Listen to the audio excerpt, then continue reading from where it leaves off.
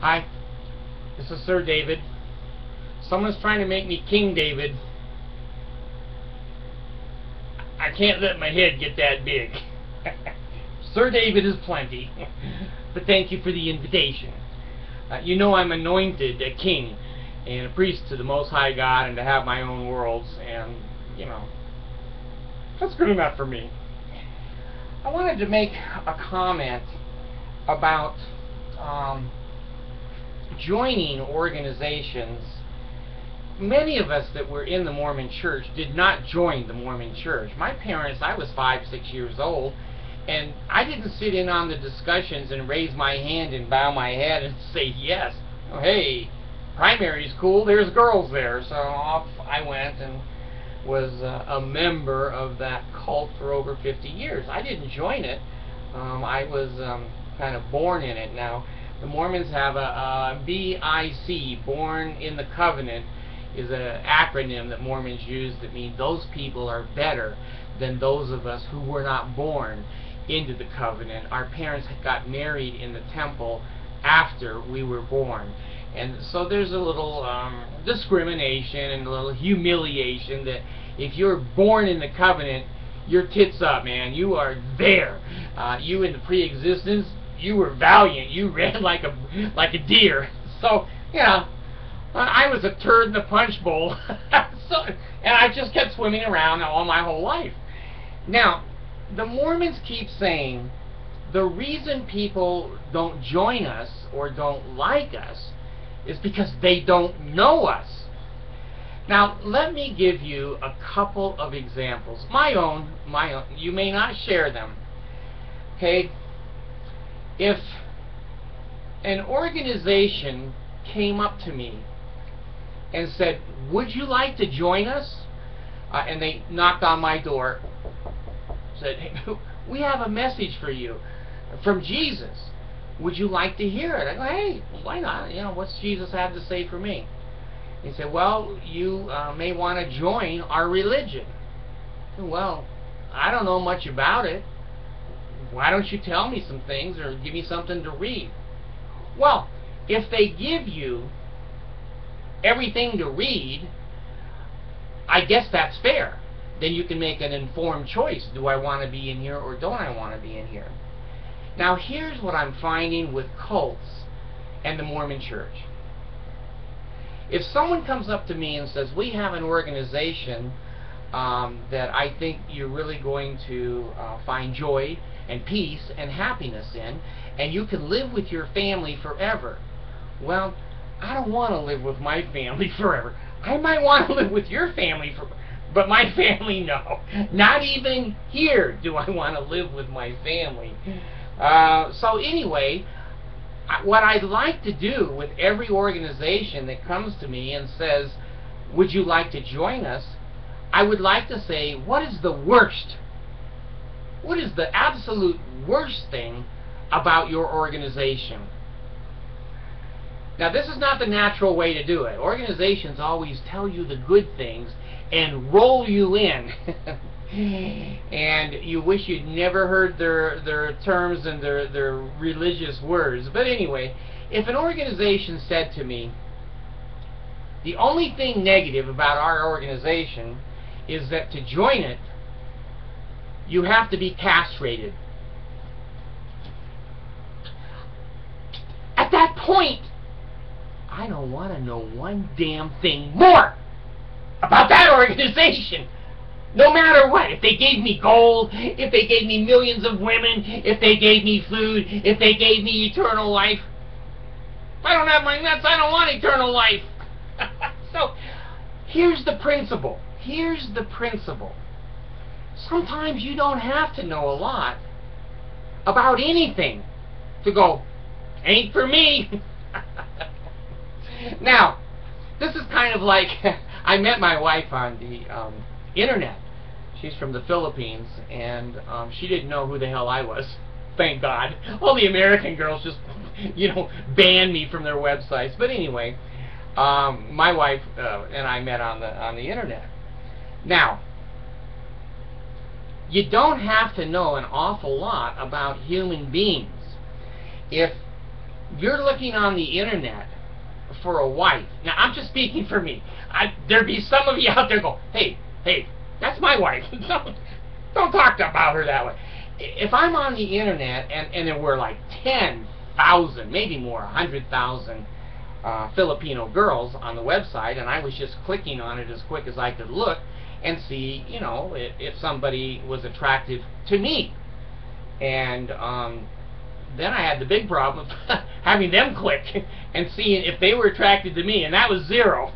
The damn Filipino girls. Anyway, if someone said to me, gee, I have a sister, and she's a wonderful girl. Now, at BYU, we used to call this a, what do they call it? I can't think. One guy says I have Alzheimer's, you know, Dr. Poster. I don't know what his name was. Something burning testimony. Anyway, we knew that was going to be an ugly girl. Anyway, if someone said to me, gee, I have a sister, and she's gorgeous, man, she's beautiful, she has a nice body, she's young, and she wants to meet an American, and she's really interested in getting married. She just has one historical problem. There's been a couple of boyfriends that she's had that have been untrue to her. And two of them, in the middle of the night, she snuck up on and cut their penises off and threw it out her kitchen window, is what the Filipino girls do. Now, after he tells me this, do I care how beautiful she is? No. Do I care how sexual she is? No. I don't give a shit about that girl in a million years. Now, here's how I would make my decision on the Mormon Church. If someone came up to me and said, well, our prophet, we call him a prophet, Joseph Smith, God and Jesus Christ appeared to him when he was 12 years old. I go, well, I haven't seen too much of that in my lifetime. Tell me a little bit more. I'm not real interested yet, because it just sounds like a young boy that's, you know. So anyway, he was commanded when he grew up to marry 2 or 3 14-year-old girls and 4 or 5 16-year-old girls and 28 other men's wives who were already married. I go, stop. There's not one damn thing you can say. There's not one thing you can say after that that is going to make me want to be part of your group. I think that's a pedophile. I am not going to join an organization that was headed up by a pedophile. I don't need to know anymore. Oh, you don't understand. You don't know. You don't know it. Says, yes, I do understand. I'm not interested. And the Mormons can't take it. They cannot take it. They're going to try to spin it and spin. Well, you don't know. In those days, girls that were 6 years old were getting married. That was a long time ago. And he was a special man. He was from the Lord, and the girls really wanted to marry him, and he needed to build up. They spin it and spin it and spin it, and I just sit there and go, no, I've heard enough. I've heard enough. This is what's wrong, I think, with the way the Mormon Church approaches people. If the Mormon Church told you the truth, like these videos and like the internet does, many of you go, hey, that ain't for me. You know, homie, don't play that. Well, I don't need to know too much. When somebody said to me years ago, you're all too damn young. I can't speak to people my own age. They're all dead, the bastards. They all died. I have no demographics over 65. So anyway, I have one guy that's 64, and he can only get to the computer when he's got enough meds in him, like me. When I heard that the Ford Pinto, when it was hit from behind, it ignited in a ball of flames like a nuclear explosion. Now, a salesman could stand there, show me the paint, show me the carpets and the roof and all how much mileage it gets and whatever, I don't need to know that shit. I already know more than I want to know about a Ford Pinto. I'm not putting my kids in the back seat of that car. Now, I take my ex-wives in the back seat of the car and slam the brakes on constantly in front of trucks. But anyway, I'm not going to buy a Pinto.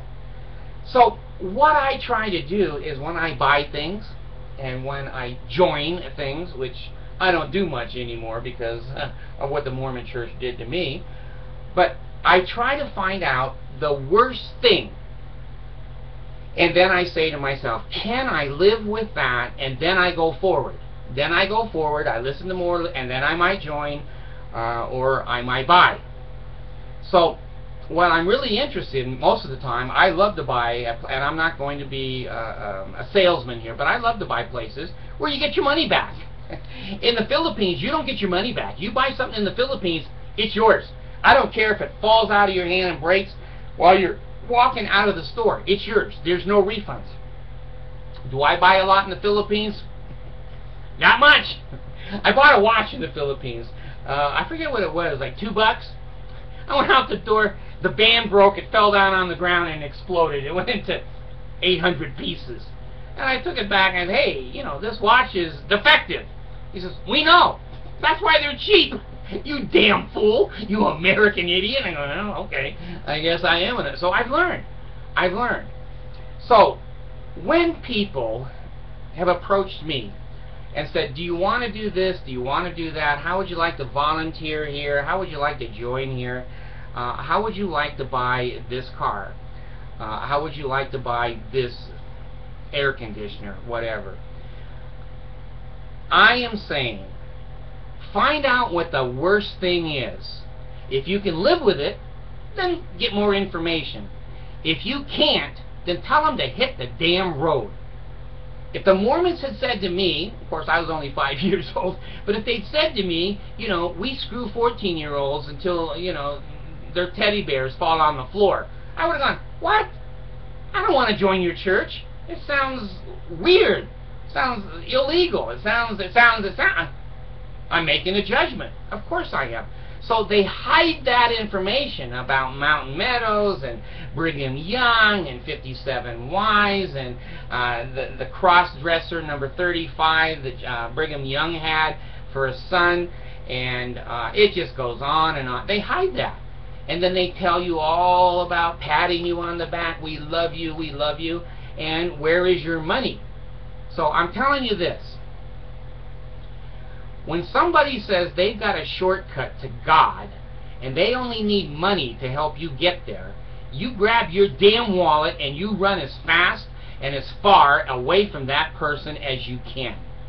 Why is it that always the prophets of cults, David Koresh, Jim Jones, Joseph Smith, the Moonies, I could go on and on and on. Why are they always screwing children? Have you ever thought of that? I have. I thought, you know what? I think that they're pedophiles. And they're taking people's money and they don't have a job. And they're working and preaching for their job. And then they're taking the little kids in the back and screwing them. Oh, I don't think I want to join that. That doesn't sound right to me. So when I was a Mormon, the right side of my brain thought, well, maybe there's an exception. Well, maybe God said. Well, maybe. After I got the hell out of the Mormon church, my left side of the brain came on and went, holy shit, you're screwing 14-year-old girls? And the FLDS guy, Warren Jeffs, they're down to 12-year-olds. They don't even have boobs. How can any adult human being believe that's fair to a young lady, girl growing up? Let her become 18 or 20. She should then have enough common sense to know what she wants to do, what she doesn't want to do. Then that's fair. Consensual sex is just fine. But you can't have consensual sex with children that are under 18. They don't know what they're doing. They can't make their minds up. So the point is this. Don't join organizations until you find out what the worst thing is in that organization. Go on the internet and say, what's the worst thing about Jim Jones? And man, it'll come up and you can read it and go, oh, I could deal with that. Yeah, I could deal with that Waco fire. I'll get me a fire suit. Hey! I'm just giving you a piece of unsolicited advice here. Don't join organizations where the leaders talk to God, and where the leaders want your money, and the leaders have no jobs of their own. Think! That doesn't make sense to an adult. And when someone says, well, let's take your money, but we're not going to tell you where it goes. You have to have faith. We had the golden plates, but the angel took them back so you could develop faith. Nowadays, I say, you know what? Show me the damn plates. Show me where the money goes. Maybe I'll be with you guys. But until that happens, screw you. No. I'm not an idiot. I'm not going to do that again. So, we don't have to know everything about an organization. We just have to know the worst things, and then we can go forward if we want to keep going. I do also want to end this video by saying this is my 500th video that I've done in a year and a month. And I definitely always want to thank those who click on me. Why the hell you do, I have no idea. But I want you to know you've saved my life. You've given me a new life, and a life of pleasure and peace. And now, out of the Mormon Church, when I think of something and I have an idea, I can come right here. And I can test it, and people can say, hey, that's crazy, I don't like it, you're not funny, you're ugly. Oh, okay. So I cut my hair and, you know, get my ear hairs out and whatever. So I want to sincerely, I can't tell you how much this YouTube process has meant to me. It has given me a lot of self-esteem. It's given me a lot of humility. I'm more careful. When I was first recording, I didn't give a shit. I just said, hey, you know, screw the world. I don't care. Because I didn't think anyone would look at me. Then I started seeing the hits. Today I'm at 125,000 hits. Now, a guy brought up a very interesting point. There may not be 125,000 people who have looked at me. That's probably a true statement, undoubtedly. My mom could sit down in Orem and just keep hitting the computer button over and over again, and it's one person with 125,000 hits. YouTube doesn't spread that out that I get. I'm able to look at my demographics. They're pretty much down the middle, male and female. In Utah, they used to be predominantly female, but now it's down the middle again. It's gone from a few countries in the world. I'm up to 155 countries in the world, and I get some wonderful comments, things that just make me laugh my ass off. When I come up in the morning or middle of the night, sometimes we're bipolar, I sleep, you know, 3-4 hours and then another 3 or 4. And I come up and I look and, oh my God, you people are so damn funny. And even the Mormons, when they say, I had a comment, I think last night, it said, you need to cut the crap out. I was about to put on it. I did. It was called the Mormon Church. But anyway, I don't respond to silliness and, you know, people that are 10 million years behind me in the Mormon Church. I've been there. I've done that. So thank you from, you know, the top of my heart to the bottom of my heart that you feel that perhaps I have something to say. And I want to leave with this too. I went to school. I got a BYU degree, undergraduate, and a master's at Northeastern State, and most of another master's at Springfield College in Utah, a little bit of a law degree, law school. I wanted to help people ever since I was a very, very young person. I wanted to make the world a better place, and I certainly have fought for the underprivileged. I've had an autistic son that I raised. I've got 14 children. Most of them are business owners and college graduates. I've adopted 3 kids. I've tried to do my share of making the world a better place. Now, my ex-wives won't think that I made the world a better place, but they have to look at the world they put me in. It wasn't a better place either. It's pretty much equal. What I want to leave with on my 500th video is not only a sincere thank you to you strangers who I've never met. Now, if we all go to the celestial kingdom, I'll go like this, and a couple of you will go like, most of you will pretend that you never even heard of me. I know you people. You're not loyal. When Jesus says, come here, everyone that likes Sir David, go over there. You go, Jesus, I'm with you. I'm with you. I've been there. I know human beings. But I am thankful that I have something to do. I'm thankful that I can say what I want to say. Thank God for America. Thank God for the freedom of speech, and thank God for your ability and my ability to make the video and you click on it. If you don't like it, God, don't click on the damn thing. That's what I tell the Mormons. Why are you clicking on it? You know, if picking your nose makes it bleed and you don't want a nosebleed, don't pick your nose, you know. Hey, common sense. I want the world somehow to be better that I was here. I've tried to do good. I don't know if I've done any good anywhere in my life. I've had a few beautiful comments on here about people that have benefited, at least they say they've benefited from listening to me. Here's what I want to do. I'm an old man now. I'm an old man. I don't care if I die at the end of this video. See, I'm going now. That's the hook. The satanic hook taking me off the screen. Do something for me, if you would, please. And I'm requesting this with all sincerity. Do something good in this world. I don't care if it's just for an hour. I don't care if it's just for a day, a month, a year, a lifetime. The time doesn't matter. Find something, find someone who you can listen to, somebody who needs you, somebody who needs a can of food or $1, or a mother that is having trouble with her children, or teenagers having trouble adjusting to life. If you don't owe me anything, you don't owe me anything. I've had people write and say, do you want us to send money? I go, no, shit, I have enough money. I have a lavish palace that I'm sitting in, but I do have a safe full of money. I don't need money. I don't want money. I've never made a dime from one video that I've made. I've never accepted any kind of a trip to Hawaii. Now my cruise, I paid for the whole damn cruise and the drinks I got on the ship. If you owe it to anyone, you owe it to yourself. Let's try to make it a better world. You know, it's so general to say don't go to war, don't commit atrocities.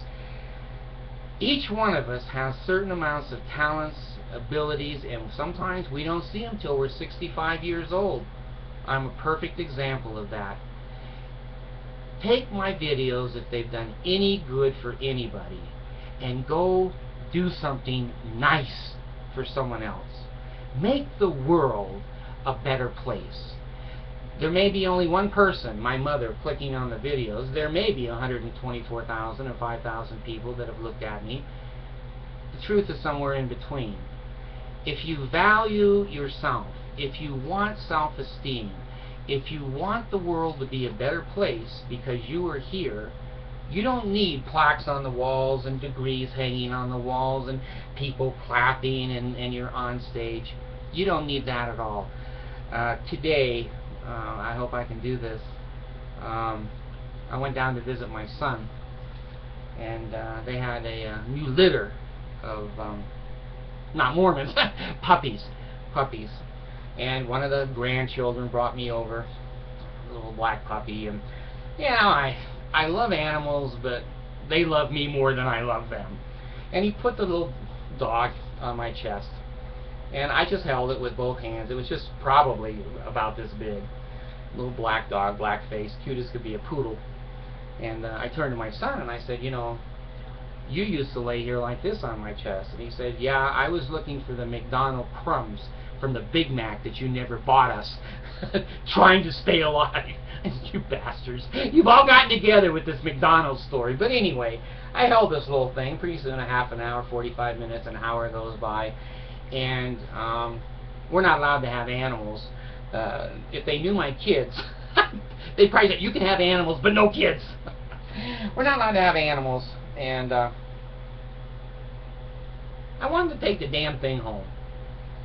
And it was still nursing. And I couldn't take it. And they said, oh, that's a $500 dog. I said, not to me.